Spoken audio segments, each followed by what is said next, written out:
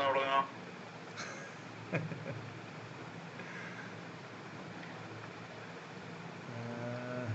പറയല്,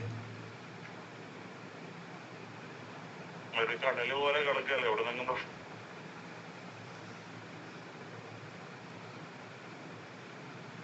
അല്ല നമ്മള്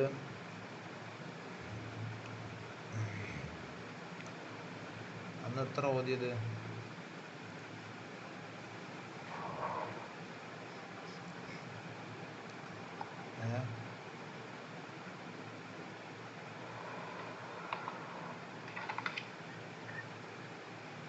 നിങ്ങൾ ഐഡിയ ഉണ്ടോ അന്നത്തെ ഓത്തിനെ കുറിച്ചിട്ട്?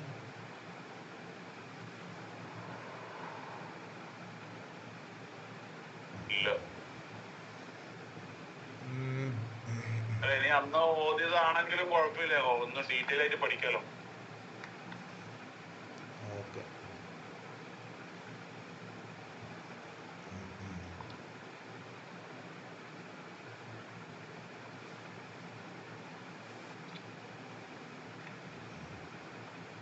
നമുക്കതിൻ്റെ ഒന്ന് മുഖദ്ദിമ ഓതാം. أعوذ بالله من الشيطان الرجيم. بسم الله الرحمن الرحيم. الحمد لله رب العالمين. الصلاة والسلام على سيدنا محمد صلى الله عليه وسلم وعلى آله وصحبه ومن تبعهم بإحسان إلى يوم الدين. ما بعد. എന്നെ കാണുന്നില്ലേ? ചെറുങ്ങനെ കാണുന്നുണ്ട്. ചെറുങ്ങനെ കണ്ടാൽ മതി. എന്നൊക്കെ സ്ക്രീൻ ഷെയർ ചെയ്യാൻ പറ്റും. ഈ കിതാബ് കയ്യിലല്ലേ? ഖുലാസ കയ്യിലുണ്ടോ?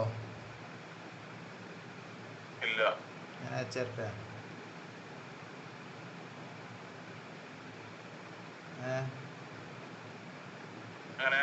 ഞാൻ അയച്ചേരട്ടെ.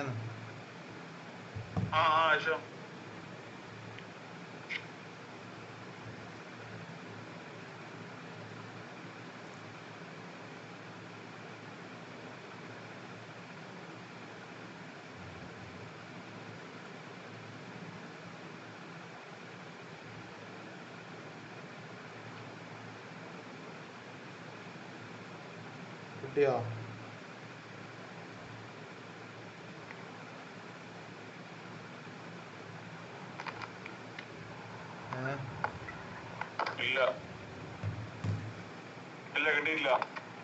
എന്നിട്ടില്ലേ?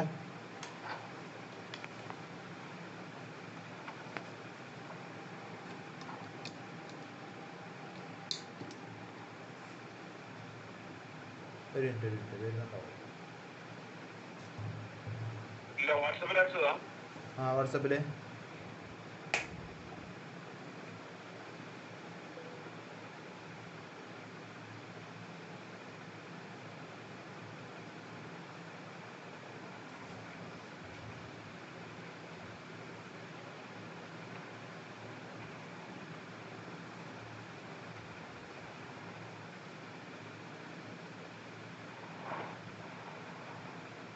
വന്നിട്ടില്ല.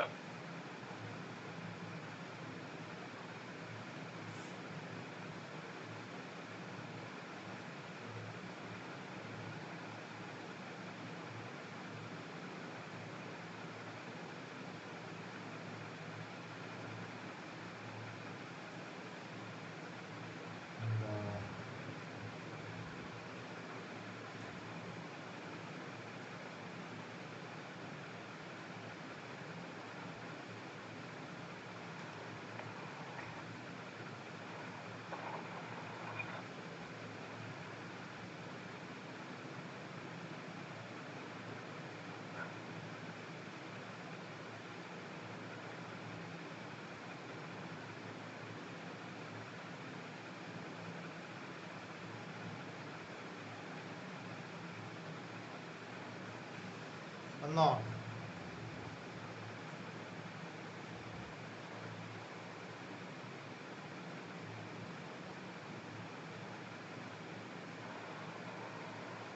വന്നോ? ഖുലാസ ഇത് ഒരു ഫിഖിന്റെ കിതാബാണ്. ഫിഖിന്റെ കിതാബ് നമ്മളെ ഫതുഹുൽ മുഈനിൽ നിന്ന് ചുരുക്കി ഉണ്ടാക്കിയ കിതാബ്. ഫതുഹുൽ മുഈൻ വിശാലമായ കിതാബല്ല, കുറച്ച് നെല്ലിക്ക് തിന്ന ടേസ്റ്റ് ആയിരിക്കും ഫതുഹുൽ മൊയ്ൻ ഓതുമ്പോൾ. ഒരു മുതിർന്ന കിതാബാണ്, തുടക്കക്കാർക്ക് ഓതുന്ന കിതാബല്ല. തുടക്കക്കാർക്ക് അതിനു മുമ്പ് ഒന്നോ രണ്ടോ കിതാബുകൾ വളരെ ചുരുക്കമായ സമ്മറിയായ രൂപത്തിൽ ഓതി കഴിഞ്ഞതിന് ശേഷമാണ് ഫതുഹുൽ മൊയ്ൻ തുടങ്ങൽ സാധാരണ. ഒന്ന് പാകപ്പെട്ട് കഴിഞ്ഞാൽ ഫതുഹുൽ മൊയ്ൻ ഓതാൻ പറ്റും. ഓരോന്നിനൊരു ഘട്ടമുണ്ടല്ലോ. ബാബ ഉസ്താദ്, കോടമ്പുഴ ബാബ ഉസ്താദ്, കോടമ്പുഴ ബാബ ഉസ്താദാണ് ഫതുഹുൽ മൊയ്നിൽ നിന്ന് ചുരുക്കിയിട്ട് ഖുലാസ ഉണ്ടാക്കിയത്. ഇത് സാധാരണക്കാർക്ക് മനസ്സിലാകുന്നത് പോലെ നമ്പർ ഇട്ടിട്ടാണ് ഓരോന്നും പറയുന്നത്. ഫതുഹുൽ മൊയ്ൻ അങ്ങനെ ഉണ്ടാവില്ല. ഫതുഹുൽ മൊയ്നിൽ ഒരു എസ്സേ മോഡലായിരിക്കും. ഇങ്ങനെ മസാല പറഞ്ഞുകൊണ്ട് പോകും, വരികൾക്കിടയിലൂടെ നമ്മളെല്ലാം മനസ്സിലാക്കി എടുക്കണം. ഇതിൽ നമ്പർ ഇട്ടിട്ട് സാധാരണക്കാർക്ക് നമുക്ക് ഇങ്ങനെ സാധാരണ മനസ്സിലാകുന്നത് പോലെ നമ്പർ ഇട്ട് ഓരോ കാര്യങ്ങളും പറയും. ഓരോ ചെറിയ ചെറിയ ഹെഡിങ്ങും ഓരോ നമ്പറും കൃത്യമായിട്ട് മനസ്സിലാകും.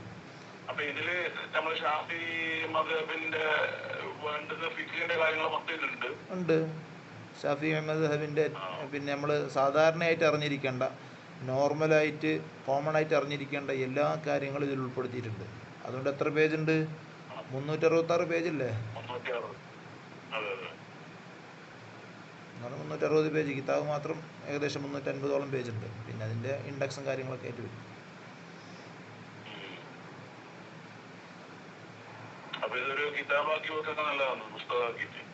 പുസ്തകമാക്കി നമുക്ക് റെഫറൻസിന് ഉപയോഗിക്കാം. സാധാരണയായിട്ട് നമുക്ക് ഫിഖ്ഹിൽ എന്തെങ്കിലും സംശയങ്ങൾ വന്നു കഴിഞ്ഞാൽ നമ്മൾ കേവലം മദ്രസേൻ്റെ പുസ്തകത്തിൽ വരുന്നതിനേക്കാളും ഖുലാസ വരുത്തിയാൽ തന്നെ നമുക്ക് എന്ത് കിട്ടും?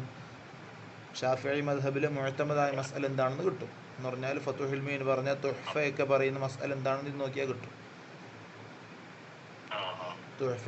തുഹ്ഫയൊക്കെ ഫതുഹുൽ മൊയ്ൻ ഓതിക്കഴിഞ്ഞാൽ തുഹ്ഫയൊക്കെ ഓതാൻ പറ്റും. അപ്പോൾ അതെല്ലാം ഡീപ്പായിട്ടുള്ള മദ്ഹബിൻ്റെ ഏറ്റവും സ്ട്രോങ് ആയിട്ടുള്ള ചർച്ചകളാണ് അതിൽ നടക്കൽ. ഇതിൽ ചർച്ചകളൊന്നുമില്ല. ഇതിൽ നമ്പർ ഇട്ട മസാലകൾ പറഞ്ഞു പോവുക എന്നുള്ള സാധാരണക്കാർക്ക് അറിയേണ്ട മസാലകൾ നമ്പർ ഇട്ടിട്ട് പറയും. തുഹ്ഫയൊക്കെ ഉലമാഇന്റെ ഇടയിൽ നടക്കേണ്ട ചർച്ചകളാണ് പറയുന്നത്, ബഹ്സുകൾ. മസ്അലയും പറയും. നമ്മുടെ ഷാഫിഈ മദ്ഹബിൽ ഏറ്റവും ആധികാരികമായ നമ്മൾ അവലംബിക്കേണ്ട മുഅ്തമദായ 2 ഗ്രന്ഥങ്ങൾ, ഒന്ന് ഇബ്നു ഹജർ അൽ ഹൈതമി റഹ്മത്തുള്ളാഹി അലൈഹിൻ്റെ തുഹ്ഫത്തുൽ മുഹ്താജ്, മറ്റൊന്ന് പിന്നെ റംലി ഇമാമിൻ്റെ ജമാലുദ്ദീൻ മുഹമ്മദുർ റംലി റളിയല്ലാഹു അൻഹുവിൻ്റെ നിഹായത്തുൽ മുഹ്താജ്, നിഹായ തുഹ്ഫ. ഇത് രണ്ടുമാണ് ഷാഫിഈ മദ്ഹബിൽ ആധികാരികമായ ഗ്രന്ഥം ഫിഖ്ഹിൻ്റെ വിഷയത്തിൽ. അവരൊക്കെ രണ്ടും പിന്നെ പിൽക്കാലക്കാരാണ് രണ്ടും.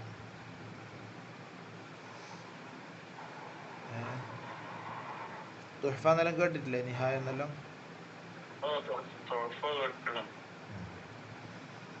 അപ്പോൾ ഓരോ സ്ഥലങ്ങളിൽ രണ്ടും ഒരേ അളവിലാണ് രണ്ടും സ്വീകരിക്കപ്പെടുന്നത്. പക്ഷേ സ്ഥലങ്ങൾ വ്യത്യാസപ്പെടുന്നതിനനുസരിച്ചിട്ട് പിന്നെ സ്വീകരിക്കപ്പെടുന്ന ഇമാമിൻ്റെയും അഡ്രസ്സ് വ്യത്യാസപ്പെടും. നമ്മൾ കേരളക്കരയിലൊക്കെ പൂർണ്ണമായിട്ടും ഇബ്നു ഹജർ റളിയല്ലാഹു അൻഹുവിൻ്റെ താവഴിയിലൂടെ വന്നതുകൊണ്ട് തുഹ്ഫയാണ് സ്വീകരിക്കുന്നത്. മറ്റ് ഈ മിസ്റിലും മറ്റ് ചില ജോർദാൻ അങ്ങനെയുള്ള സ്ഥലങ്ങളിലൊക്കെ ഷാഫിഈക്കാർ അവിടെ സ്വീകരിക്കുന്നത് പിന്നെ റംലി ഇമാമിനെയാണ്. മുഹമ്മദ് റംലി റളിയല്ലാഹു അൻഹുവിനെ സ്വീകരിക്കുന്നതുകൊണ്ട് അവരൊക്കെ നിഹായാണ് അവലംബിക്കുന്നത്, നമ്മുടെ തുഹ്ഫയാണ് അവലംബിക്കുന്നത്.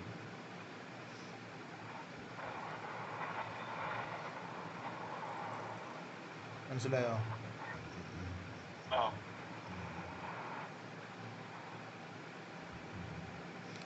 നമുക്ക് ഇസ്ലാമിനെ 3 ഗ്രേഡുകളാക്കി തിരിക്കാം. ഫിഖ് ഓതുന്നതിന് മുമ്പ് അറിയേണ്ട ചില കാര്യങ്ങൾ. അത് പിന്നെ തർശീഹിൽ പിന്നെ അലവി സഖാഫ് റളിയല്ലാഹു അൻഹു പറയുന്നുണ്ട്.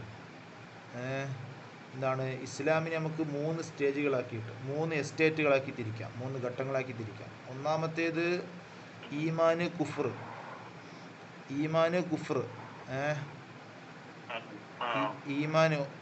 ഈമാനുള്ള ആൾ മുഅ്മിനാണ്, കുഫ്ർ സ്വീകരിച്ചവൻ കാഫിറാണ്. മനസ്സിലായില്ലേ? ഈമാൻ കുഫ്ർ അവർ നേരെ വിരുദ്ധങ്ങളായ 2 കാര്യങ്ങൾ. ഒന്ന് ഈമാൻ, അതിൻ്റെ നേരെ വിരുദ്ധമായിട്ട് കുഫ്ർ. ഈമാൻ സ്വീകരിച്ചവൻ മുഅ്മിൻ, കുഫ്ർ സ്വീകരിച്ചവൻ കാഫിർ. മുഅ്മിനായ മനുഷ്യൻ ഖാലിദുൻ ഫിൽ ജന്നയാണ്. സ്വർഗത്തിൽ ശാശ്വതനായിട്ട് വസിക്കുന്നവനായിരിക്കും. കാഫിറായ മനുഷ്യൻ ഖാലിദും ഫിന്നാർ, നരകത്തിൽ ശാശ്വതനായിട്ട് വസിക്കുന്നവനായിരിക്കും. രണ്ടാമത്തെ ഘട്ടം എന്നുള്ളത് മുഅ്മിനെ തന്നെ രണ്ടായി തിരിക്കാം. എന്ന് പറഞ്ഞാൽ ഈമാനിനെ തന്നെ, അല്ലെങ്കിൽ ഇസ്ലാമിനെ തന്നെ, ഈമാനിനെ തന്നെ രണ്ടായി തിരിക്കാം. ഒന്ന് സുന്നത്ത്, മറ്റൊന്ന് ബിദ്അത്ത്. ബിദ്അഇയാണെങ്കിൽ നമ്മൾ മുസ്ലിം അല്ല എന്ന് കാഫിർ എന്ന് അവനെ കുറിച്ച് പറയുന്നത് അല്ല. കാഫിർ, നമ്മളെ ബിദ്അഇനെ കുറിച്ച് കാഫിർ എന്ന് പറയോ? പിന്നെ ഇസ്ലാമിൽപ്പെട്ട അവാന്തര വിഭാഗം, അല്ല തെറ്റിപ്പോയ വിഭാഗം എന്നാണ് നമ്മൾ പറയുന്നത്. അപ്പം ഈമാനിനെ തന്നെ നമുക്ക് എന്ത് ചെയ്യും? രണ്ടാമത്തെ ഘട്ടത്തിലേക്ക് ഇറങ്ങിക്കഴിഞ്ഞാൽ ഈമാൻ രണ്ട് വിധമാവും. ഒന്ന് സുന്നത്ത്, മറ്റൊന്ന് ബിദ്അത്ത്. സുന്നത്ത് സ്വീകരിച്ചവൻ സുന്നി, ബിദ്അത്ത് സ്വീകരിച്ചവൻ ബിദ്അഇ, മുബ്തദിഅ.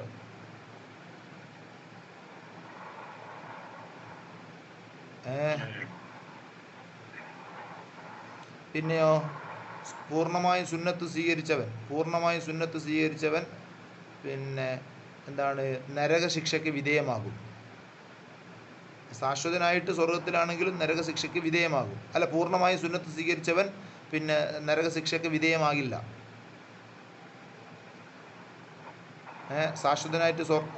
ശാശ്വതമായിട്ട് സ്വർഗത്തിൽ വസിക്കുന്നവനാണ്, നരകശിക്ഷയ്ക്ക് വിധേയമാകില്ല. ബിദ്അത്ത് സ്വീകരിച്ച മുബ്തദിഅ ശാശ്വതനായിട്ട് സ്വർഗത്തിലാണെങ്കിലും നരകശിക്ഷയ്ക്ക് വിധേയമാകും.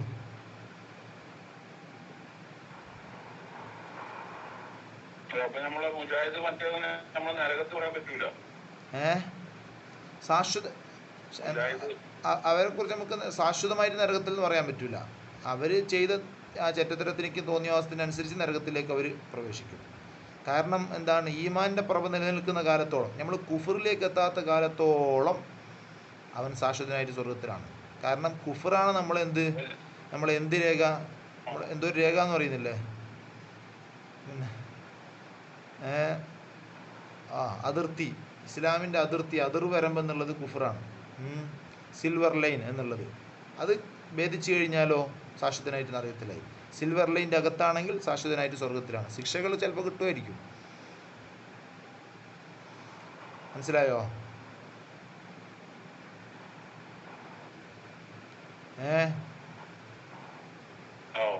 ഇനി മൂന്നാമത്തെ ഘട്ടം എന്നുള്ളത് എന്താണ്?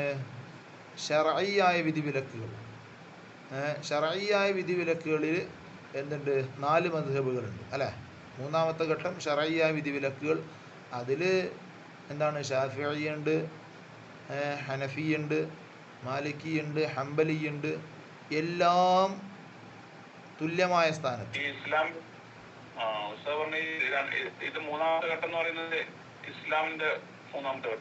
ഇസ്ലാമിന്റെ മൂന്നാം സ്റ്റേജ് ശരിയല്ലേ? ഒന്നാം സ്റ്റേജ് മെയിൻ ആണ്. ഒന്നാം സ്റ്റേജ് അവൻ മുഅ്മിൻ. ഒന്നാമത്തെ ഈമാൻ കുഫർ, അവൻ മുഅ്മിനാണോ അല്ലെന്ന് തീരുമാനിക്കുന്നത്. രണ്ടാമത്തേത് അവൻ മുഅ്മിനിൽ തന്നെ അവൻ നല്ലവനാണോ കെട്ടവനാണോ എന്ന് തീരുമാനിക്കുന്നത്.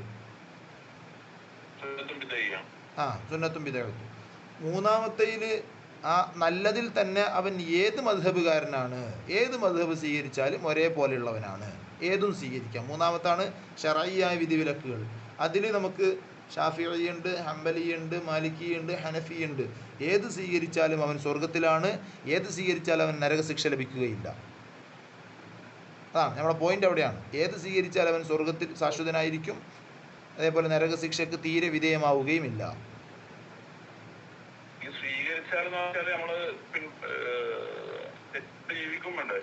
പൂർണ്ണമായിട്ടും പിന്തുടരണം. പിന്തുടർന്നു കഴിഞ്ഞാൽ നമ്മൾ ശാശ്വതനായിട്ട് സ്വർഗത്തിലാണ്, നരകശിക്ഷയ്ക്ക് തീരെ വിധേയമാവുകയുമില്ല. അപ്പോൾ ആ 3 ഗ്രേഡ് കണ്ടോ? 3 ഗ്രേഡ്. ഏറ്റവും ടോപ്പ് ഗ്രേഡ് അത് മുഅ്മിനാണോ കാഫിറാണോ തീരുമാനിക്കുന്നു. മുഅ്മിനിൽ തന്നെ രണ്ടാമത്തെ ഗ്രേഡിൽ സുന്നിയാണോ ബിദ്അഇയാണോ തീരുമാനിക്കുന്നു. സുന്നിയിൽ തന്നെ മൂന്നാമത്തെ ഗ്രേഡായിട്ട് അവൻ ഏത് മദ്ഹബുകാരനാണ് തീരുമാനിക്കപ്പെടുന്നത്. മനസ്സിലായോ? ഇതാണ് അതിൻ്റെ അടിത്തറ, ഫൗണ്ടേഷൻ എന്ന് പറയുന്നത്.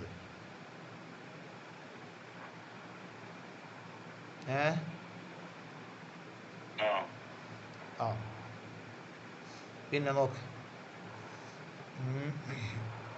നമുക്ക് ബാക്കിയെല്ലാം ഇങ്ങനെ ഒരുപാട് ചർച്ചകളുണ്ട്. അതൊന്നും ഇങ്ങനെ പ്രത്യേകിച്ച് പറയേണ്ട ആവശ്യമില്ല, വിഷയങ്ങളൊക്കെ വരും. ബിസ്മില്ലാഹിർ റഹ്മാനിർ റഹീം. ആ കിതാബ് ഒന്ന് ഓപ്പൺ ചെയ്ത് വെച്ചോ, കഴിയെങ്കിൽ എഴുതാൻ പേര്. അൽഹംദുലില്ലാഹില്ലദീ ഹദാനാ ലിഹാദാ വമാ കുന്നാ ലിനഹ്തദിയ ലൗലാ അൻ ഹദാനല്ലാഹ്. അൽഹംദുലില്ലാഹി, സർവസ്തുതിയും അള്ളാഹുവിനിക്ക് അർഹതപ്പെട്ടതാണ്, അവകാശപ്പെട്ടതാണ്. അല്ലദീ, എങ്ങനെയുള്ള അള്ളാഹുവാണ്, ഹദാന, അവൻ നമ്മെ വഴി നടത്തിയിരിക്കുന്നു, ലിഹാദാ, ഈ പരിശുദ്ധമായ ദീനിലേക്ക്. ഹാദ എന്ന് പറഞ്ഞാൽ സിറാത്തുൽ മുസ്തഖീമിലേക്ക് നടത്താം. പരിശുദ്ധമായ ദീൻ, സിറാത്തുൽ മുസ്തഖീം. ഇന്നദ്ദീന ഇൻദല്ലാഹിൽ ഇസ്ലാം വമൻ യബ്തഗി ഗൈറൽ ഇസ്ലാമി ദീനൻ ഫലൻ യുഖ്ബല മിൻഹു. ആരെങ്കിലും ഇസ്ലാം അല്ലാത്ത മറ്റു വല്ല ചര്യയും പിന്തുടർന്നാൽ അവനിൽ നിന്നും ഒന്നും സ്വീകരിക്കപ്പെടുന്നതല്ല. ഇന്നദ്ദീന ഇൻദല്ലാഹിൽ ഇസ്ലാം, അള്ളാഹുവിൻ്റെ അടുക്കൽ തൃപ്തിപ്പെട്ട ഇഷ്ടപ്പെട്ട മതം, അള്ളാഹുവിൻ്റെ അടുക്കൽ സ്വീകരിക്കപ്പെടുന്ന മതം ഇസ്ലാം മാത്രമാണ്. കാരണം ഇസ്ലാം എന്നുള്ളത് അതാണ് ഒരു യൂണിവേഴ്സൽ റിലീജിയനാണ്. അള്ളാഹ് എന്നുള്ളത് എന്തല്ല, അള്ളാഹ് എന്നുള്ളത് മുസ്ലിമീങ്ങളെ മാത്രം എന്തോ ഒരു സ്വകാര്യമായ ദൈവമാണോ? അതാണ് നമ്മൾ യഥാർത്ഥ ഇതാണ് പ്രചരിപ്പിക്കേണ്ടത്. നമ്മൾ എന്താണ് മതവാദം, വർഗീയത, നമ്മൾ ഇസ്ലാമിനെ കുറിച്ച്, ഇസ്ലാം എന്നുള്ളത് എന്താണ്, എല്ലാവർക്കും കടന്നു വരാൻ പറ്റുന്ന എല്ലാവരുടെയും മതമാണ്. അവരുടെ പ്രകൃതിപരമായിട്ട് അവർക്ക് എന്താണ്, അവർ പ്രകൃതിപരമായിട്ട് ഇണക്കപ്പെട്ട മതമാണ് എന്ത്, ഇസ്ലാം എന്നുള്ളത്. അള്ളാഹു എന്നുള്ളത് എന്നെയും പിന്നെ ഉവൈസ് ഖാനെയും അല്ലെങ്കിൽ നമ്മളെ ഒരു 100 കോടി മുസ്ലിമീങ്ങളെ മാത്രമുള്ള അള്ളാഹു അല്ല, അവരെ മാത്രം പഠിച്ച് പരിപാലിക്കുന്ന അള്ളാഹുവിനല്ല നമ്മൾ പരിചയപ്പെടുത്തുന്നത്. നമ്മളെ എതിരാളിയായ, നമ്മളെ എതിരിൽ നിൽക്കുന്ന എല്ലാവരെയും, നിന്നെയും ഈ പ്രപഞ്ചത്തെ മുഴുവനും പടച്ച് പരിപാലിക്കുന്ന റബ്ബിനെ നമ്മൾ പരിചയപ്പെടുത്തരുന്നത്. അവനെ വിശ്വസിക്കാതെ മറ്റൊന്നിനെ വിശ്വസിക്കുന്ന സമയത്ത് ആ വിശ്വാസം ശരിയല്ല. കാരണം നമ്മളെ ദൈവത്തെ നിങ്ങളെ മേൽ അടിച്ചേൽപ്പിക്കുന്നതല്ല. അത് നമ്മൾ ശരിക്കും പ്രചരിപ്പിക്കേണ്ടത്. നമ്മളെ സ്വകാര്യമായ ദൈവം, ആ നമ്മളെ ദൈവസങ്കല്പം നിങ്ങളുടെ മേൽ അടിച്ചേൽപ്പിച്ച് വിശ്വസിക്കൂ എന്ന് പറയുന്നതല്ല. നിൻ്റെയും ദൈവമാണോ, നിന്നെയും പടച്ച് പരിപാലിക്കുന്നവനാണ് അവൻ, അല്ലേ? അതല്ല അതിൻ്റെ യാഥാർത്ഥ്യം. അതാണ് എന്താണ് ഹദാന, ആ റബ്ബ് നമ്മളെ വഴി നടത്തിയിരിക്കുന്നു, ലിഹാദ, ഈ പരിശുദ്ധമായ മതത്തിലേക്ക്, ഈ സിറാത്തുൽ മുസ്തഖീമിലേക്ക്. എന്നിട്ടോ വമാ കുന്ന, നമ്മളാകുമായിരുന്നില്ല, ലിനഹ്തദിയ, സന്മാർഗം സിദ്ധിക്കുന്നവരാകുമായിരുന്നില്ല, നമ്മൾ സന്മാർഗം സിദ്ധിക്കുന്നവർ ആകുമായിരുന്നില്ല, ലൗലാ അൻ ഹദാനല്ലാഹ്, ലൗലാ അൻ ഹദാന, നമ്മെ സന്മാർഗത്തിലേക്ക് നയിച്ചില്ലായിരുന്നുവെങ്കിൽ, അള്ളാഹു നമ്മെ സന്മാർഗത്തിലേക്ക് നയിച്ചില്ലായിരുന്നുവെങ്കിൽ നമുക്ക് സന്മാർഗം ലഭിക്കുമായിരുന്നില്ല. അപ്പോൾ നമ്മളെ സന്മാർഗത്തിലേക്ക് നയിച്ച റബ്ബിനിക്കാണ് സർവസ്തുതിയും. സ്തുതികൾക്ക് അർഹൻ അള്ളാഹു മാത്രമാണ് എന്നർത്ഥം.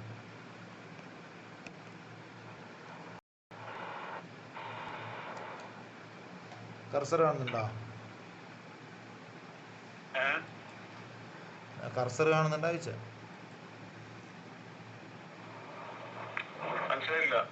കർസർ കാണുന്നുണ്ടോന്ന്? മൗസിന്റെ ആ, മനസ്സിലായില്ലേ? ഇനിയോ വസ്സലാത്തു, അള്ളാഹുവിൻ്റെ പ്രത്യേകമായ ഗുണം, അള്ളാഹുവിൻ്റെ സവിശേഷമായ ഗുണവും, വസ്സലാമു, അള്ളാഹുവിൻ്റെ സവിശേഷമായ രക്ഷയും ഉണ്ടാവട്ടെ, അലാ സയ്യിദിന മുഹമ്മദിർ റസൂലില്ലാഹി സ്വല്ലല്ലാഹു അലൈഹി വസല്ലം, അലാ സയ്യിദിന, നമ്മുടെ നേതാവിൻ്റെ മേലുണ്ടാവട്ടെ, അഥവാ മുഹമ്മദിൻ, മുഹമ്മദ് നബിയുടെ മേലുണ്ടാവട്ടെ, അഥവാ റസൂലില്ലാഹി, അള്ളാഹുവിൻ്റെ പ്രവാചകനായ മുഹമ്മദ് നബിയുടെ മേലുണ്ടാവട്ടെ. എന്ത്? അള്ളാഹുവിൻ്റെ പ്രത്യേകമായ ഗുണവും അള്ളാഹുവിൻ്റെ പ്രത്യേകമായ സംരക്ഷണവും. ഇന്നല്ലാഹ വമലായികതഹു യുസല്ലൂന അലൻ നബി, അതാണ് അള്ളാഹുവിൻ്റെ സ്വലാത്ത്. അള്ളാഹു നിരന്തരമായി സ്വലാത്ത് ചൊല്ലിക്കൊണ്ടേയിരിക്കുന്നു പറഞ്ഞാൽ സല്ലല്ലാഹു അലാ മുഹമ്മദ് സല്ലല്ലാഹു അലൈഹി വസല്ലം എന്ന് ചെല്ലുന്നു എന്നല്ല, അള്ളാഹു നിരന്തരമായി റസൂലുള്ളാഹിയുടെ പദവികൾ ഉയർത്തിക്കൊണ്ടേയിരിക്കുന്നു എന്നർത്ഥം. മനസ്സിലായോ?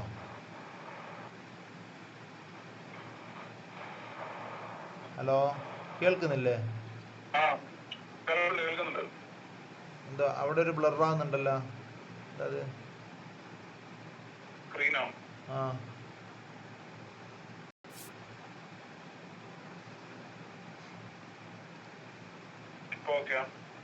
ഇപ്പൊ അങ്ങനെ തന്നെ ബ്രേക്ക് ആവുന്നുണ്ട്.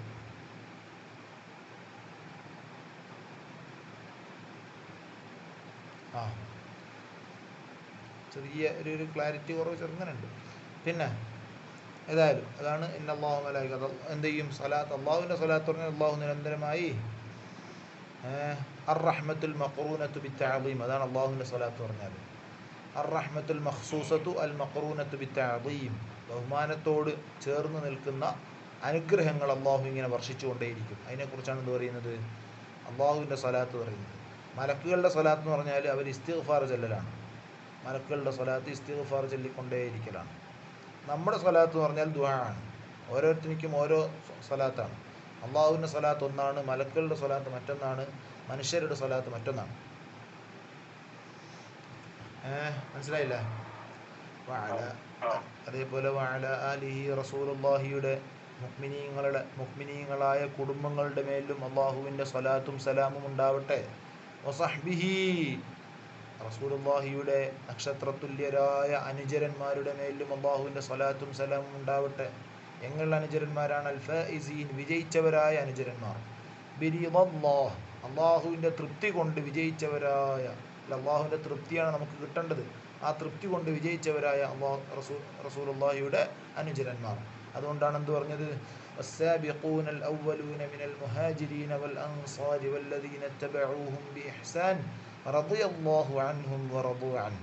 അള്ളാഹു അവരെ തൊട്ടും അവർ അള്ളാഹുവിനെ തൊട്ടും പൂർണ്ണമായിട്ടും തൃപ്തി അടഞ്ഞിരിക്കുന്നു.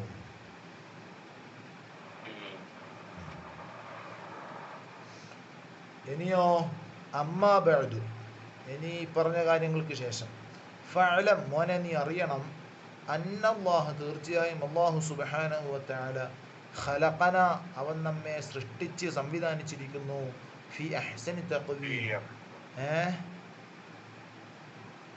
ഓദിക്കോ എന്ത്? ഫി അഹ്സനി തഖ്വീം, ഏറ്റവും സുന്ദരമായ രൂപത്തിലും ആകൃതിയിലും, ഏറ്റവും മുന്തിയ അല്ലെങ്കിൽ സുന്ദരമായ, അഹ്സൻ എന്ന് പറഞ്ഞാൽ തഖ്വീം എന്ന് പറഞ്ഞാൽ ആകൃതി, സ്ട്രക്ചർ, ഏറ്റവും സുന്ദരമായ ആകൃതിയിൽ അള്ളാഹു നമ്മെ സൃഷ്ടിച്ച് സംവിധാനിച്ചിരിക്കുന്നു. ലഖദ് ഖലഖനൽ ഇൻസാന ഫീ അഹ്സനി തഖ്വീം സുമ്മ റദദ്നാഹു, അതെ. ഇനിയോ ഖലഖ, അള്ളാഹു സൃഷ്ടിച്ചിരിക്കുന്നു, ലനാ, നമുക്ക് വേണ്ടിയിട്ട്, അള്ളാഹു സൃഷ്ടിച്ചിരിക്കുന്നു, ലനാ, നമുക്ക് വേണ്ടിയിട്ട്, അൽ അർദ, ഭൂമിയെ സൃഷ്ടിച്ചിരിക്കുന്നു, വമാ ഫീഹ, ആ ഭൂമിയിലുള്ള സർവ്വതിനെയും അള്ളാഹു സൃഷ്ടിച്ചിരിക്കുന്നു. ആർക്ക് വേണ്ടിയിട്ട്? നമുക്ക് വേണ്ടിയിട്ട് എന്ന് പറഞ്ഞാൽ മനുഷ്യർക്ക് വേണ്ടിയിട്ട്. അതെന്തിനാൽ? ആ ഭൂമിയിലുള്ള സർവ്വതും എന്തിനാൽ? മിനൻ നഈം, അനുഗ്രഹങ്ങളാൽ ഭൂമിയിലുള്ള സർവ്വതിനെയും അള്ളാഹു മനുഷ്യന് വേണ്ടിയിട്ടാണ് സൃഷ്ടിച്ചിരിക്കുന്നത്, മനുഷ്യൻ്റെ ഉപയോഗത്തിന് വേണ്ടിയിട്ടും ആവശ്യത്തിന് വേണ്ടിയിട്ടും. ഇതാണ് വഖലഖ ലക്കും മാ ഫിൽ അർളി ജമീഅ സുമ്മ സ്തവാ ഇലസ് സമാഇ ഫസവ്വാഹുന്ന സബഅ സമാവാത് എന്ന് സൂറത്തുൽ ബഖറയിലുണ്ട്. വഖലഖ ലക്കും മാ ഫിൽ അർളി ജമീഅ, അള്ളാഹു നിങ്ങൾക്ക് വേണ്ടിയിട്ടാണ് സർവ്വതിനെയും സൃഷ്ടിച്ചിരിക്കുന്നത്. ഇനിയോ വസഖറ, അള്ളാഹു കീഴ്പ്പെടുത്തി തന്നിരിക്കുന്നു, ലനാ, നമുക്ക്, അശംസ, സൂര്യനെ, വൽ ഖമറ, ചന്ദ്രനെ, വൻ നുജൂമ, മറ്റു നക്ഷത്രങ്ങളെയും ഗ്രഹങ്ങളെയും ഉൽക്കകളെയും, എന്താണ്, വാൽ നക്ഷത്രങ്ങളെയൊക്കെ അള്ളാഹു നമുക്ക് കീഴ്പ്പെടുത്തി തന്നിരിക്കുന്നു. കീഴ്പ്പെടുത്തി എന്ന് പറഞ്ഞാൽ അതിനെ നിരീക്ഷിക്കാനും അതിനെ നോക്കാനും അതനുസരിച്ചിട്ട് സമയം കണക്കാക്കാനും ഒക്കെ അള്ളാഹു നമുക്ക് സൂര്യനെയും ചന്ദ്രനെയും നക്ഷത്രങ്ങളെയും കീഴ്പ്പെടുത്തി തന്നിരിക്കുന്നു. മനസ്സിലായോ? എന്നിട്ടോ അമറ, അള്ളാഹു കൽപ്പിച്ചിരിക്കുന്നു, മലായികതഹു, തൻ്റെ മലക്കുകളോട് അള്ളാഹു കൽപ്പിച്ചിരിക്കുന്നു, ബിസ്സുജൂദി, സുജൂദ് ചെയ്യാൻ കൽപ്പിച്ചിരിക്കുന്നു. ആർക്ക്? ലി അബീന, നമ്മുടെ പിതാമഹനായ ആദം നബി അലൈഹിസ്സലാമിനിക്ക് സുജൂദ് ചെയ്യാൻ മലക്കുകളോട് അള്ളാഹു കൽപ്പിച്ചിരിക്കുന്നു. സുജൂദ് നമസ്കാരം അല്ലെ, സുജൂദ് നമസ്കാരം നടത്താൻ. എന്തിനു വേണ്ടിയിട്ടാണ് നമ്മുടെ പിതാമഹനായ ആദം നബി അലൈഹിസ്സലാമിനിക്ക് സുജൂദ് ചെയ്യാൻ മലക്കുകളോട് അള്ളാഹു കൽപ്പിച്ചത്? ലിമാ അല്ലമഹു മിനൽ ഉലൂം, ലിമാ അല്ലമഹു, ആദം നബി അലൈഹിസ്സലാം പഠിപ്പിച്ചു കൊടുത്ത കാരണം കൊണ്ട്. ലിമാ അല്ലമഹു, ആദം നബി അലൈഹിസ്സലാം ആ മലക്കുകൾക്ക് പഠിപ്പിച്ചു കൊടുത്ത കാരണം കൊണ്ട്. എന്ത് പഠിപ്പിച്ചു കൊടുത്തു? മിനൽ, അങ്ങനല്ല, ഇല്ലെങ്കിൽ അങ്ങനെ, മിനൽ ഉലൂം, വിജ്ഞാനങ്ങൾ. ഇവിടെ പറഞ്ഞത് ഇപ്പോൾ പഠിപ്പിച്ചു കൊടുത്തു പറഞ്ഞാൽ അള്ളാഹു ആദം നബിക്ക് പഠിപ്പിച്ചു കൊടുത്ത കാരണം കൊണ്ട്. ലിമാ അല്ലമ, അള്ളാഹു പഠിപ്പിച്ചു കൊടുത്ത കാരണം കൊണ്ട്, ഹു, ആദം നബി അലൈഹി സ്വലാമിനിക്ക്, മിനൽ ഉലൂം, വിജ്ഞാനങ്ങൾ. അള്ളാഹു ആദം നബിക്ക് വിജ്ഞാനങ്ങൾ പഠിപ്പിച്ചു കൊടുത്ത കാരണം കൊണ്ട്. എന്നിട്ട് എന്ത് ചെയ്തു? ആദം നബി അലൈഹി ഇസ്ലാം അത് മലക്കുകൾക്ക് പഠിപ്പിച്ചു കൊടുത്തു. അതുകൊണ്ട് മലക്കുകളോട് അള്ളാഹു ആദം നബിക്ക് സുജൂദ് ചെയ്യാൻ വേണ്ടി പറഞ്ഞു. അള്ളാഹുവിന്റെ നിർദ്ദേശം ലംഘിക്കാൻ പറ്റില്ല. ആദം നബിയോട് മലക്കുകൾ പിന്നെ മലക്കുകളോട് ആദം നബി അലൈഹി ഇസ്ലാമിനോട് ചോദിച്ച് പഠിക്കാൻ വേണ്ടിയിട്ട് പറഞ്ഞതായിട്ട് ഖുറാനിലുണ്ട്. ആദം നബി അലൈഹി ഇസ്ലാം പഠിപ്പിച്ചു കൊടുത്തിട്ടുണ്ട്. അതാണ് വഅല്ലമ ആദമൽ അസ്മാഅ കുല്ലഹ സുമ്മ അറദഹും അലൽ മലായിക ഫഖാല അംബിഊനി ബിഅസ്മാഇ ഹഉലാഇ ഇൻ കുൻതും സാദിഖീൻ ഖാലു സുബ്ഹാനക ലാ ഇൽമ ലനാ ഇല്ലാ മാ അല്ലംതനാ റബ്ബേ നീ പഠിപ്പിച്ചതല്ലാതെ മറ്റൊരു വിവരം നമുക്കില്ല എന്ന് മലക്കുകൾ കൈമലർത്തി ചോദിച്ചത്.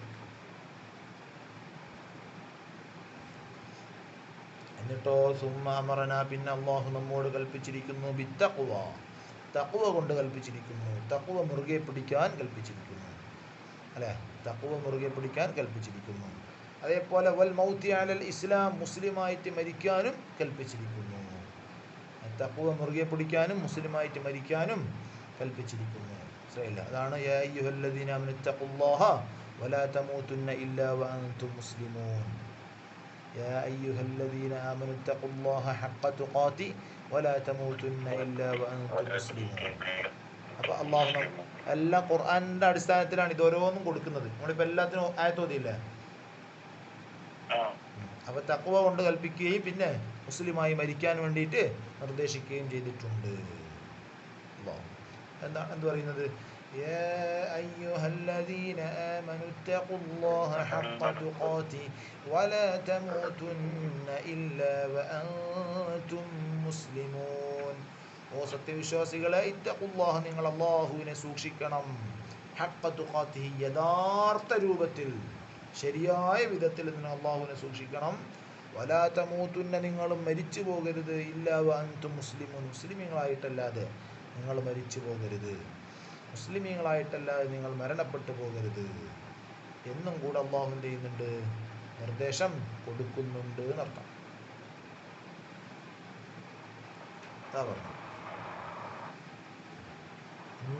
കാരണം മുസ്ലിമീങ്ങളായിട്ടല്ലാതെ അമുസ്ലിമായിട്ട് നിങ്ങൾ മരിച്ചു കഴിഞ്ഞാൽ നിങ്ങൾ ശാശ്വതനായിട്ട് പരാജയപ്പെട്ടു പോകും. ശാശ്വതനായിട്ട് പരാജയപ്പെട്ടു പോകും. അതുകൊണ്ടാണ് ഈ ഒരു നിർദ്ദേശം. അപ്പോൾ എന്ത് കണ്ട? അള്ളാഹു മനുഷ്യരോട് കാണിക്കുന്ന റഹ്മത്ത് കണ്ട? മനുഷ്യരോട് അള്ളാഹുവിനുള്ള വാത്സല്യം കണ്ട? നമ്മൾ പരാജയപ്പെട്ടു പോകുന്നത് അള്ളാഹുവിന് ഇഷ്ടമല്ല. അള്ളാഹു നമ്മോട് ഇങ്ങനെ നിരന്തരമായി ഉണർത്തിക്കൊണ്ടേയിരിക്കുകയാണ്, പരാജയപ്പെട്ടു പോകരുതേ, വിശ്വാസികളാകൂ എന്നുള്ളത്. അതാണ് അള്ളാഹുവിൻ്റെ വാത്സല്യവും സ്നേഹവും കേൾക്കാത്തവൻ പരാജയപ്പെട്ടു പോകും. അത് കേട്ട് തിരുത്തുന്നവൻ വിജയിച്ചു പോകും. നമുക്ക് ഇപ്പോൾ അത് നമ്മൾ പറഞ്ഞില്ലേ, എല്ലാം നമ്മൾ മരണം കണ്ണോട് കണ്ണ് കാണുന്ന സമയത്താണ് നമുക്കിതൊക്കെ ഇതിൻ്റെ യാഥാർത്ഥ്യം ബോധ്യപ്പെടില്ല. ആ ഒരു നിമിഷം, ആ ഒരു അവസ്ഥയിലാണ്. മരണം ഇങ്ങനെ കണ്ണോട് കണ്ണ് കാണുന്ന സമയത്ത് നമുക്കിതൊക്കെ ബോധ്യപ്പെടും. ഇതിൻ്റെ യാഥാർത്ഥ്യവും സത്യവും എന്താണ്, മരണാനന്തര ജീവിതവും ഖബറും ഒക്കെ നമ്മളെ കണ്ണിലിങ്ങനെ മിന്നി മറയും. അതുവരെ നമുക്കതൊക്കെ ഒരു കെട്ടുകഥ പോലെ തോന്നും. കണ്ണോട് കണ്ണ് മരണം കാണുന്ന സമയത്താണ് ഇതൊക്കെ ബോധ്യപ്പെടുന്നത്. പിന്നെയോ വത്തഖ്വ, തഖ്വ എന്നുള്ളത് എന്താ? തഖ്വ ഇത്തഖുല്ലാഹ ഹഖ്ക തുഖാതി എന്ന് പറഞ്ഞില്ലേ നമ്മൾ? ഊസീക്കും വയ്യായ ഔവലം ബിത്തഖ്വല്ലാഹ്. ഖുതുബയിലും തഖ്വ കൊണ്ട് വസിയത്ത് ചെയ്യാറുണ്ടല്ലോ. എന്താണ് തഖ്വ എന്ന് പറഞ്ഞാൽ? എന്ത് പറഞ്ഞത്? അത്തഖ്വ റസൂലുള്ളാഹി തങ്ങൾ ഹൃദയത്തിലേക്ക് ചൂണ്ടിയിട്ട് പറഞ്ഞിട്ടുണ്ട്. നമ്മളെ പുറമോടിയിൽ നിന്നോ വസ്ത്രധാരണത്തിൽ നിന്നോ നമ്മുടെ തൊലിവെളുപ്പിൽ നിന്നോ അല്ല തഖ്വ മനസ്സിലാക്കേണ്ടത്. തഖ്വ ഹൃദയത്തിൻ്റെ അകത്താണ് ഉണ്ടാവേണ്ടത്. അതാണ് തഖ്വ ഹാഹുന എന്ന് പറഞ്ഞത്. വത്തഖ്വ, തഖ്വ എന്നുള്ളത് ഹുവാദ് ഇംതിസാൽ അവാമിരില്ലാഹി വജിത്തിനാബ് നവാഹി. ഇതാണ് തഖ്വ. അതിൻ്റെ സിമ്പിൾ ഡെഫിനിഷൻ ഇതാണ്: ഇംതിസാൽ അവാമിരില്ലാഹ്, അള്ളാഹുവിൻ്റെ കൽപ്പനകളെ അനുസരിക്കുക, അംഗീകരിക്കുക. അള്ളാഹുവിൻ്റെ കൽപ്പനകളെ അനുസരിക്കുക. വജിത്തിനാബ് നവാഹി, അള്ളാഹുവിൻ്റെ വിലക്കുകളെ വെടിയുക, വർജിക്കുക. അള്ളാഹു ഒഴിവാക്കാൻ പറഞ്ഞതിനെ ഒഴിവാക്കുക, ചെയ്യാൻ പറഞ്ഞതിനെ ചെയ്യുക എന്നർത്ഥം പച്ച മലയാളത്തിൽ. അതാണ് തഖ്വ.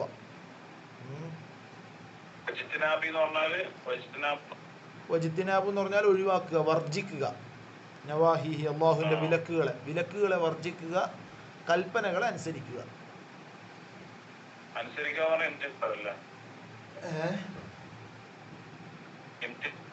ഇംതിസാൽ എന്ന് പറഞ്ഞാൽ അനുസരിക്കൽ, അംഗീകരിക്കൽ. മനസ്സിലായില്ലേ? എന്ന് പറഞ്ഞാൽ വാജിബായ കാര്യങ്ങളും സുന്നത്തായ കാര്യങ്ങളും ചെയ്യണം, കറാഹത്തും ഹറാമും ഒഴിവാക്കണം. വാജിബ് പിന്നെ അത് നമുക്ക് ചർച്ചയില്ലല്ലോ. വാജിബ് എന്തായാലും നിർബന്ധമായിട്ട് കട്ടായമായിട്ടും ചെയ്യണം, സുന്നത്തും എന്തായാലും ചെയ്യണം. ഹറാമ് കട്ടായമായിട്ട് ഒഴിവാക്കണം, കറാഹത്ത് ഒഴിവാക്കണം. ഇതാണ് തഖ്വ എന്ന് പറഞ്ഞാൽ. ഇത് പൂർണ്ണമായിട്ടും ജീവിതത്തിൽ നടപ്പിൽ വരുത്തുന്നുണ്ടോ, ഓൻ്റെ ജീവിതം പരിശുദ്ധമാണ്.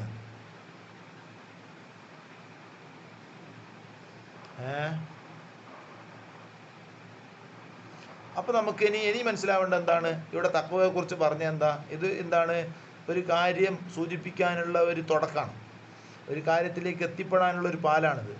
അപ്പോൾ നമ്മൾ എന്ത് പറഞ്ഞു, ചെയ്യാൻ പറഞ്ഞ കാര്യങ്ങളെ ചെയ്യണം, ഒഴിവാക്കാൻ പറഞ്ഞ കാര്യങ്ങളെ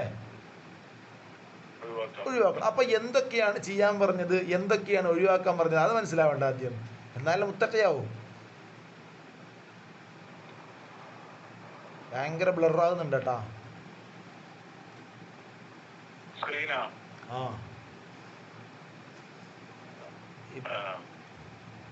ഇപ്പോൾ ശരി. അപ്പൊ എന്തൊക്കെയാണ് ചെയ്യാൻ പറഞ്ഞത്, എന്തൊക്കെയാണ് ഒഴിവാക്കാൻ പറഞ്ഞതെന്ന് അറിയണ്ടേ? അല്ല,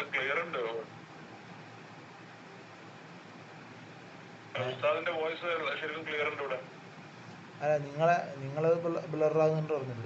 നിങ്ങളെ ഇത് വോയിസും ചെറുങ്ങനെ ബ്ലറാകുന്നുണ്ട്, വീഡിയോ ഫുള്ളായിട്ട് ബ്ലറാകുന്നുണ്ട്. എപ്പോഴുള്ളത് പോലെ ഇല്ല, എപ്പോഴുള്ള ഒരു അവസ്ഥയില്ല. Something fishy. എന്താ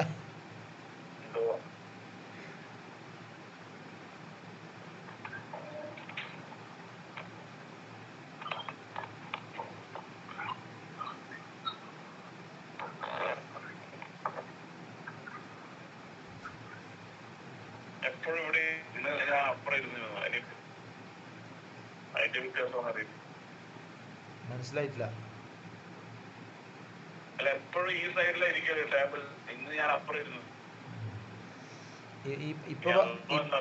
ഇപ്പൊ പറഞ്ഞതും കുറച്ച് ബ്രേക്കായി മനസ്സിലായി എനിക്ക്. എപ്പോഴും ടേബിളിൽ അപ്പുറത്തിരിക്കല്, ഇപ്പൊ ഇപ്പുറത്തിരുന്നല്ലേ,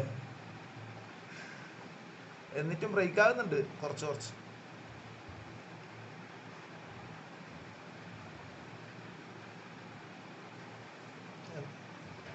വൈഫൈ നിങ്ങൾ ഉപയോഗിക്കുന്നത് അല്ലെങ്കിൽ മൊബൈൽ ഡാറ്റയാ?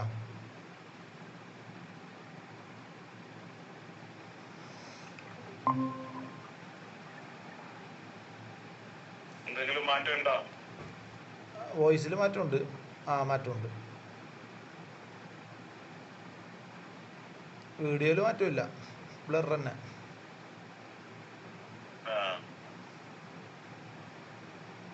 നിങ്ങൾ വൈഫൈ മൊബൈൽ ഡാറ്റ എന്ത് ഉപയോഗിക്കല്?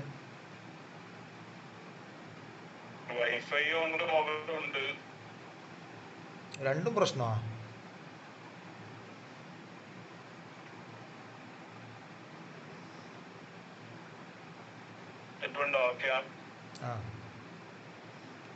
ഓക്കെ. പിന്നെ നമ്മൾ പറഞ്ഞത്, അപ്പോൾ എന്താണ്, അള്ളാഹു ഒഴിവാക്കാൻ പറഞ്ഞതിന് ഒഴിവാക്കണം, ചെയ്യാൻ പറഞ്ഞതിന് ചെയ്യണം, അല്ലേ? അതല്ലേ ചുരുക്കി പറഞ്ഞാൽ. അപ്പം എന്തൊക്കെയാണ് ഒഴിവാക്കാൻ പറഞ്ഞത്, എന്തൊക്കെയാണ് ചെയ്യാൻ പറഞ്ഞത് അറിഞ്ഞാലേ ഇത് ചെയ്യാൻ പറ്റൂ, എന്നല്ല മുത്തഖിയാവൂ. എന്തൊക്കെയാണ് ഒഴിവാക്കാൻ പറഞ്ഞെന്ന് അറിഞ്ഞാലേ ഒഴിവാക്കാൻ പറ്റുമോ, എന്തൊക്കെയാണ് ചെയ്യാൻ പറഞ്ഞെന്ന് അറിഞ്ഞാലേ ചെയ്യാൻ പറ്റുമോ. അതിനാണ് എന്തുള്ളത്, അത് പഠിക്കാൻ വേണ്ടിയിട്ടാണ് എന്തുള്ളത്,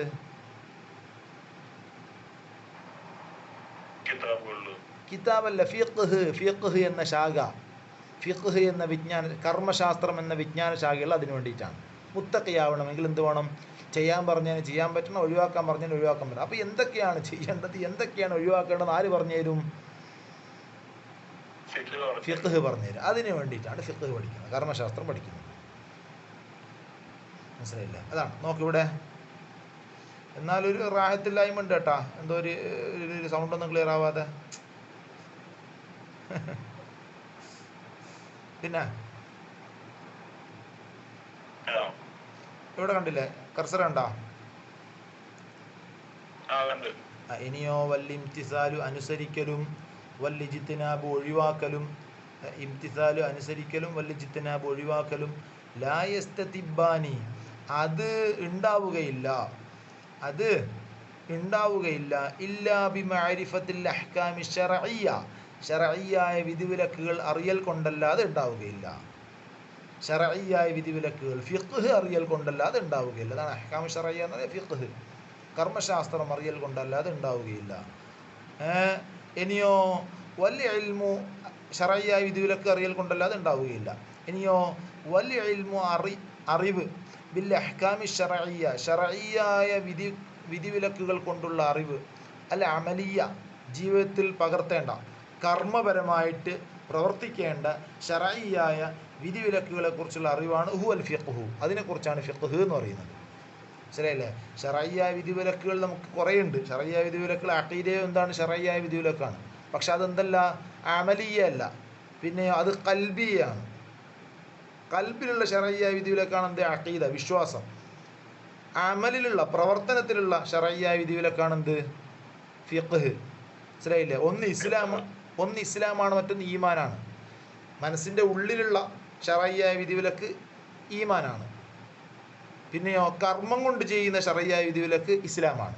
അതുകൊണ്ടാണ് ഇസ്ലാംകാരും ഈമാൻകാരും വ്യത്യാസപ്പെടുന്നത്. ഈമാൻ മനസ്സിൻ്റെ ഉള്ളിൽ, ഇസ്ലാം പുറത്ത്. ബാഹ്യമായതാണെന്ത്? ഇസ്ലാം. ആന്തരികമായതാണ് ഈമാൻ. അതാണ്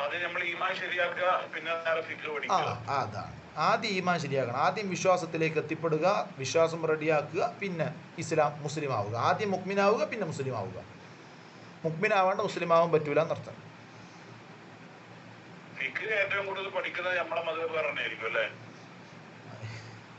നമുക്കറിയാത്തതാണെന്നറിയില്ല, പിന്നെ നമുക്ക് കാണുന്നില്ല, അങ്ങനെ കുറവ് തന്നെ.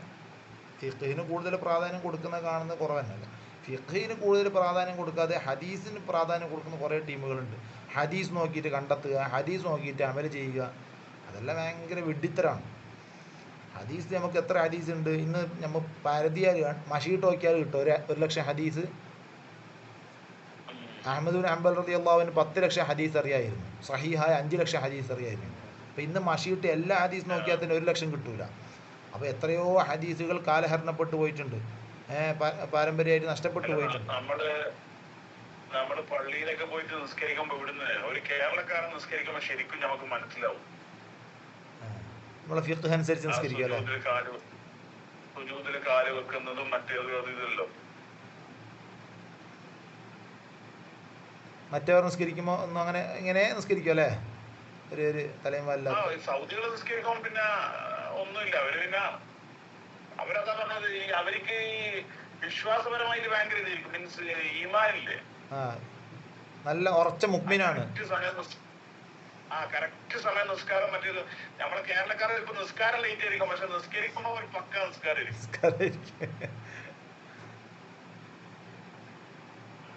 അതല്ലേ അതാണ് വേണ്ടത് ശരിക്കും. അല്ലാണ്ട് ഇങ്ങനെ തലകുത്തി പറഞ്ഞിട്ട് കാര്യം, അതിന് പാലിക്കേണ്ട മര്യാദകൾ പാലിക്കാതെ തലകുത്തി പറഞ്ഞിട്ട് എന്താ കാര്യം? ഫസ്റ്റ് സമയത്തായിട്ടും കാര്യമില്ല, ലാസ്റ്റ് സമയത്തായിട്ടും കാര്യമില്ല.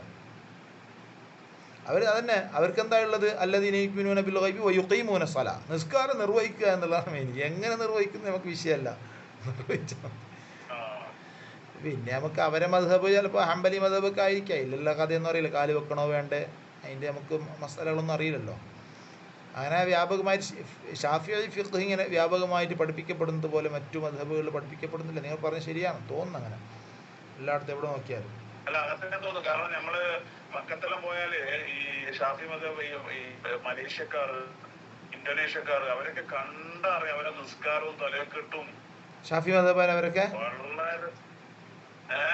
ഇന്തോനേഷ്യ എല്ലാം, മലേഷ്യ എല്ലാം ഷാഫി മദ്ഹബ്. ഷാഫി മദ്ഹബ് പക്ക സാധനമായിരിക്കും അല്ലേ നിസ്കാരമൊക്കെ?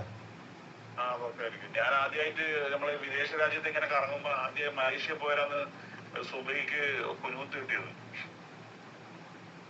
എന്നിട്ട്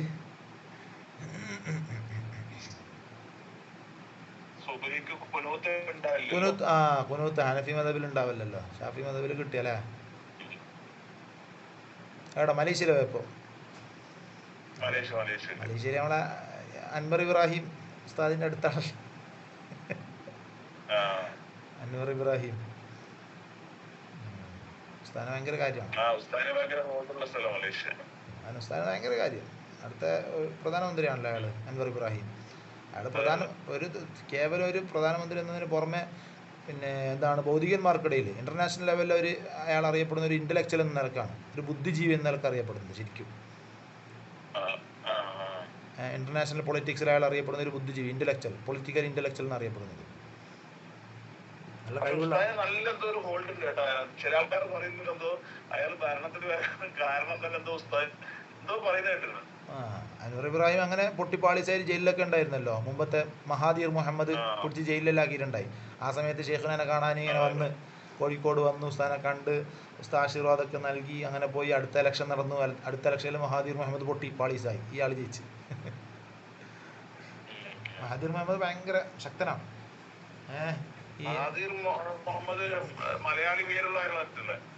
മലയാളി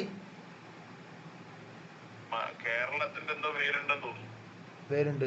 പക്ഷെ അയാള് ഈ പിന്നെ പൊളിറ്റിക്കൽ ഓപ്പോണൻസ്, പൊളിറ്റിക്കലി അപ്പുറത്തെ സൈഡിലുള്ള ആൾക്കാരെല്ലാം പിടിച്ച് ജയിലിലാക്കുന്ന ആളാണ്, ഒരു ദയം ദാക്ഷിണ്യമില്ലാണ്. അൻവർ ഇബ്രാഹിം മുമ്പത്തെ പ്രധാനമന്ത്രിയാണ്, എന്നിട്ട് ഇയാൾ പ്രധാനമന്ത്രിയായപ്പോൾ ഇയാളെ പിടിച്ച് ജയിലിലാക്കി. ട്രംപിന്റെ സ്വഭാവം. ട്രംപ് അങ്ങനെ തന്നെയല്ലേ. ട്രംപ് പിന്നെ നമ്മളെ ഒബാമാനെ പിടിച്ച് ജയിലിലാക്കിയല്ലോ. കുറച്ച് ദിവസം ജയിലുണ്ടായി ഒബാമ, എന്തോ പേരും പറഞ്ഞിട്ട് രാജ്യദ്രോഹ കുറ്റം ചെയ്ത് പറഞ്ഞിട്ട് ജയിലിലാക്കിയിട്ടുണ്ടായി. 2 തവണ പ്രസിഡന്റായ മനുഷ്യനെ പിടിച്ച് ജയിലിലാക്കി. പാകിസ്ഥാനിൽ പിന്നെ മിലിറ്ററി വരണമല്ല, അവിടെ പിന്നെ ജനാധിപത്യം ഇല്ലല്ലോ. അയാള് അതാത് സമയത്തുള്ള മിലിറ്ററി ജനറൽ തീരുമാനിക്കും. ഇപ്പം ആസിം മുനീർ അല്ലേ, ആസിം മുനീർ. മുമ്പ് ആരിപ്പാ ആരുണ്ടായത് ഉണ്ടായി, അയാൾ കൊന്നില്ലേ ഇമ്രാൻഖാൻ. 2022 വരെ പ്രധാനമന്ത്രിയായ മനുഷ്യന് ഇപ്പോൾ അഡ്രസ്സേ ഇല്ല പാകിസ്ഥാനിൽ.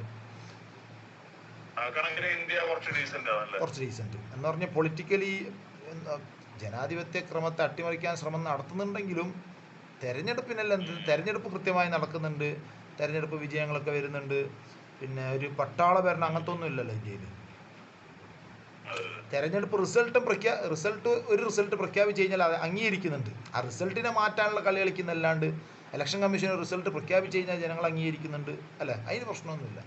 അത് അംഗീകരിക്കുന്നില്ല. പിന്നെ അവിടെയൊക്കെ അങ്ങനെ തന്നെയാണല്ലോ. പിന്നെ ഈ മ്യാൻമറിൽ ഒരിക്കൽ 10 വർഷം ആൻ സാൻ സൂക്കി ഭരിച്ച് രണ്ടാമത്തെ തെരഞ്ഞെടുപ്പിൽ ബഹുഭൂരിപക്ഷത്തോടു കൂടി ആൻ സാൻ സൂക്കി ഇലക്ഷനിൽ തിരഞ്ഞെടുത്ത സമയത്ത് അടുത്ത പട്ടാളം എന്ത് ചെയ്തു? ഇലക്ഷനെ തന്നെ ക്യാൻസൽ ചെയ്തു. പട്ടാളം ഇലക്ഷനെ ക്യാൻസൽ ചെയ്യുക, എന്തത് വെള്ളരിക്ക പട്ടണോ? പട്ടാളത്തിന് എന്ത് റോൾ ഇലക്ഷനിൽ? പിന്നെ നോക്ക്, ജസ്റ്റ് ഒന്ന് പറയാം. സമയമായി. ഇനിയോ വൈമാമുന, നമ്മുടെ ഇമാമു ഫിൽ ഫിഖ്ഹിൽ നമ്മുടെ ഇമാമ് ഇമാമുൽ അഇമ്മ, ഇമാമുമാരുടെ ഇമാമാണ്. അഇമ്മ എന്ന് പറഞ്ഞ ഇമാമിൻ്റെ ബഹുവചനാണ് അഇമ്മ. നമ്മൾ അയിമ്മത്ത് എന്ന് പറയുന്നില്ലേ, ഇമാമിൻ്റെ ബഹുവചനാണ്, ജംആണ് അയിമ്മത്ത് എന്നുള്ളത്. എന്താണ്? ഇമാമുമാരുടെ ഇമാമാണ് എന്ത്? ഫിഖ്ഹിൽ നമ്മുടെ ഇമാമ്. അതാരാണ്? മുഹമ്മദ് ബിൻ ഇദ്രീസ് അശ്ശാഫിഈ റളിയല്ലാഹു അൻഹു. ശാഫിഈ ഇമാമിൻ്റെ പേര് മുഹമ്മദ് എന്നാണ്, ഉപ്പാൻ്റെ പേര് ഇദ്രീസാണ്. മനസ്സിലായില്ലേ? ആകെ ഖുറൈശികൾപ്പെട്ട, അതാണ്. മാഷാ അല്ലാഹ്, പോകാൻ പറ്റിയല്ലേ, വലിയ ഭാഗ്യം, വലിയ തൗഫീഖാണ്. മക്ബറിന്റെ മുകളില് തോണിയാ? എന്ത് തോണി?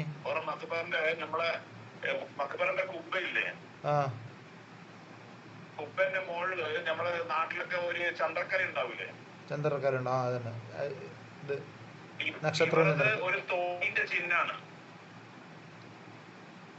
അത്. തോണിയാ അല്ലെങ്കിൽ ചന്ദ്രക്കര കുറച്ച് നീണ്ടുപോയതാ? അല്ലല്ല, തോണീന്റെ ചിഹ്നം തന്നെ. എന്നിട്ട് ഏതോ ഒരു രാജാവ് വെച്ചതാ പോലും. എന്നിട്ട് ആ രാജാവ് പറയുന്നത് വെച്ചാൽ ഇവിടെ അടിയിൽ കിടക്കുന്നത് ഒരു ബഹറാണ്, കടലിൽ. അങ്ങനെ. അപ്പൊ അതിന്റെ മുകളിൽ ഒരു തോണി, ഒരു ചിഹ്നമായിട്ട് കാണിക്കും. താഴെ ഒരു ബഹറ് കിടക്കുമ്പോ അതിന്റെ മുകളിൽ തോണിയല്ലേ ഉണ്ടാവുക? തോണി ഉണ്ടാവും. അങ്ങനെ വരച്ചല്ലേ കുബ്ബയുടെ താഴെ? അല്ല, കുബ്ബയുടെ മുകളിൽ ചെറിയ ചന്ദ്രക്കര. മുകളില്, കുബ്ബന്റെ മുകളില്. നമ്മളെ ഷാഫി ഇമാം മാത്രമാണ് 4 മദ്ഹബിലെ ഇമാമികൾക്കിടയിൽ ഖുറൈശി വംശജനായിട്ടുള്ളത്. അതാണ് ആലിമു ഖുറൈശിൻ യംലഉ തിബാഖൻ. റസൂലുള്ളാഹിന്റെ ആലിൻ്റെ വകുപ്പിൽ അഹ്ലു ബൈത്തിൽ പെടൂല, അഹ്ലു ബൈത്തല്ല. പക്ഷെ ആലുൻ നബീൻ്റെ കൂട്ടത്തിൽ ആര് വരുന്നുണ്ട്? ആലുൻ നബിയുടെ കൂട്ടത്തിൽ ആര് വരുന്നുണ്ട്? ഷാഫി ഇമാം വരുന്നുണ്ട്. പിന്നെ കാരണം ഷാഫി ഇമാമിൻ്റെ പരമ്പര മുത്തലിബി പരമ്പരയാണ്. നമ്മൾ സക്കാത്ത് കൊടുക്കാൻ പറ്റാത്ത പരിധിയിൽ ആര് വരുന്നുണ്ട്? ഷാഫി ഇമാം വരുന്നുണ്ട്. എന്ന് പറഞ്ഞാൽ പിന്നെ അബ്ദു മനാഫിനിക്ക് 4 മക്കളാണല്ലോ. അബ്ദു മനാഫിനിക്ക് 4 മക്കളാണ്. അതിലെന്തുണ്ട്? പിന്നെ അബ്ദുഷംസ്, നൗഫൽ, അതേപോലെ ഹാഷിം, മുത്തലിബ്. ഹാഷിമിലൂടെയാണ് ഹാഷിമിൻ്റെ മകൻ അബ്ദുൽ മുത്തലിബ്. അബ്ദുൽ മുത്തലിബിൻ്റെ മകനാണ് അബ്ദുല്ലാൻ്റെ മകൻ റസൂലുള്ളാഹി. ഷാഫി ഇമാമിൻ്റെ പരമ്പര പിന്നെ എന്താണ്? ഹാഷിമിൻ്റെ സഹോദരനായി മുത്തലിബിലൂടെയാണ്. അപ്പോൾ ഖുറൈശി വംശജരിൽപ്പെട്ട ഒറ്റ ഇമാം മാത്രമേ ഉള്ളൂ. അതാണ് ആലിമു ഖുറൈശിൻ യംലഉ തിബാഖൽ അർളി ഇൽമാ. ലോകം മുഴുവനും സമുദ്ര സമാനമായ വിജ്ഞാനത്തിൻ്റെ ഉടമയായ ഒരു മനുഷ്യൻ ഖുറൈശി വംശജരിലൂടെ വരാനുണ്ട് എന്ന് റസൂലുള്ളാഹി തങ്ങൾ മുൻകൂട്ടി പറഞ്ഞിരുന്നു ഷാഫി ഇമാമിനെ കുറിച്ചിട്ട്. തങ്ങളല്ല. തങ്ങൾ എന്ന് പറഞ്ഞാൽ അഹ്ലു ബൈത്തല്ല, ആലുൻ നബിയാണ്. സയ്യിദ് എന്ന് പറയാൻ പറ്റില്ല നമുക്ക്, സയ്യിദല്ല. ഖുറൈശി വംശജന. ജോർദാൻ രാജാക്കന്മാർ തങ്ങന്മാരാണല്ലേ? അവര് പാരമ്പര്യമായിട്ട് അഹ്ലു ബൈത്താണ്. ഹാഷിമികൾ എന്ന് പറഞ്ഞാൽ തങ്ങന്മാരായി ഏകദേശം. എന്ന് പറഞ്ഞാൽ ഹാഷിമികൾ ആയതുകൊണ്ട് തങ്ങന്മാരാവൂല. ഹാഷിമീൻ്റെ മകന് അബ്ദുൽ മുത്തലിബ്. അബ്ദുൽ മുത്തലിബിൻ്റെ പിന്നെ എന്താണ് ഇപ്പം നമ്മൾ ഹംസ റളിയല്ലാഹുവിൻ്റെ മക്കളെ കുറിച്ചല്ല ഹാഷിമി എന്ന് പറയാം. സന്താന പരമ്പര ശരിയല്ല. അബൂ ത്വാലിബിൻ്റെ സന്താന പരമ്പരയെ കുറിച്ച് ഹാഷിമി എന്ന് പറയും. അപ്പോൾ ഹാഷിമി എന്ന് പറഞ്ഞാൽ അവർ രാജാക്കന്മാർ ഹാഷിമി മാത്രമേ ആവൂ അല്ലേ? ഹാഷിമീന് മാത്രമേ രാജാക്കൾ രാജാവാവൂ. ഹാഷിമി എന്ന് പറഞ്ഞാൽ തങ്ങന്മാരെന്ന് പറയും. അഹ്ലു ബൈത്ത് ആര് മാത്രമാണ്? അഹ്ലു ബൈത്ത് ഫാത്തിമ റളിയല്ലാഹുവിൻ്റെയും അലി റളിയല്ലാഹുവിൻ്റെയും സന്താന പരമ്പരയാണ് അഹ്ലു ബൈത്ത്. ആ ടീമിൽ പെടണമെന്നില്ല. എന്ന് പറഞ്ഞാൽ അഹ്ലു ബൈത്ത് പറഞ്ഞാൽ വളരെ ഖാസായി. ഹാഷിമി എന്ന് പറയുമ്പോൾ ഒന്നും കൂടെ വിശാലമായി. മനസ്സിലായില്ലേ? ഹാഷിമി മുത്തലിബ് പറഞ്ഞാൽ ഒന്നും കൂടി വിശാലമായ ടീമാണ്. അതിൽ ഒരുപാട് ആൾക്കാർ ഉൾപ്പെടും. നമ്മൾ പറഞ്ഞല്ലോ അലി റളിയല്ലാഹു ഫാത്തിമാവിൻ്റെ സന്താന പരമ്പരയിൽപ്പെട്ട ആളല്ല ആര്? ഷാഫി ഇമാം. പക്ഷെ എന്താണ് ആ വിശാലമായ കൊടക്കീഴിൽ, ഖുറൈശി എന്ന വിശാലമായ കൊടക്കീഴിലും അതിൻ്റെ താഴെ വരുന്ന എന്താണ് പിന്നെ ആലുൻ നബി എന്ന കൊടക്കീഴിലും ആര് വരുന്നുണ്ട്? ആലുൻ നബി എന്ന് പറയുമ്പോൾ ഖുറൈശികളിൽ നിന്നും കുറച്ചും കൂടെ ചുരുങ്ങി.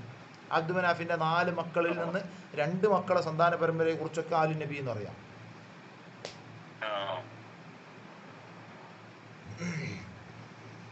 മനസ്സിലായില്ലേ?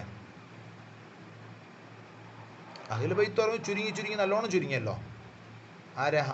പിന്നെ ഹാഷിമിൻ്റെ മകൻ അബ്ദുൽ മുത്തലിബിൻ്റെ മകൻ അബ്ദുല്ലാൻ്റെ മകൻ റസൂലുള്ളാഹിൻ്റെ മകൾ ഫാത്തിമാൻ്റെ ഭർത്താവ് അലി. ഇവർ 2 പേരുടെ മക്കളെ കുറിച്ചാണ് അഹ്ലു ബൈത്ത് എന്ന് പറയുന്നത്. അല്ലാത്തതൊന്നും അഹ്ലു ബൈത്തിൽ വരില്ല.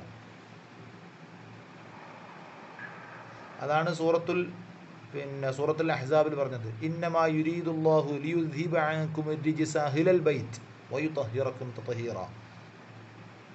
റസൂലുള്ളാഹി തങ്ങൾ ഒരു പുതപ്പ് വിരിച്ച് ഒരു പുതപ്പ് ഇങ്ങനെ മൂടി. ആരുടെ മേലിൽ? ആ പുതപ്പിൻ്റെ ഉള്ളിൽ 5 ആൾക്കാർ: റസൂലുള്ളാഹി, ഫാത്തിമ ബീവി, അലിയാർ തങ്ങൾ, ഹസന്, ഹുസൈൻ.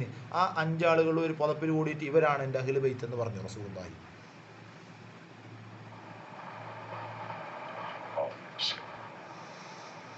ഇൻഷാ അല്ലാഹ് സല്ലല്ലാഹു വസല്ലം വബാറക അലാ സയ്യിദിനാ മുഹമ്മദിൻ വആലിഹി വസഹ്ബിഹി അജ്മഈൻ. അൽഹംദുലില്ലാഹി റബ്ബിൽ ആലമീൻ. കുറേ കാര്യങ്ങൾ പറഞ്ഞു കേട്ടോ. ഓക്കെ, ഇൻഷാ അല്ലാഹ്. അസ്സലാമു അലൈക്കും വറഹ്മത്തുള്ളാഹി.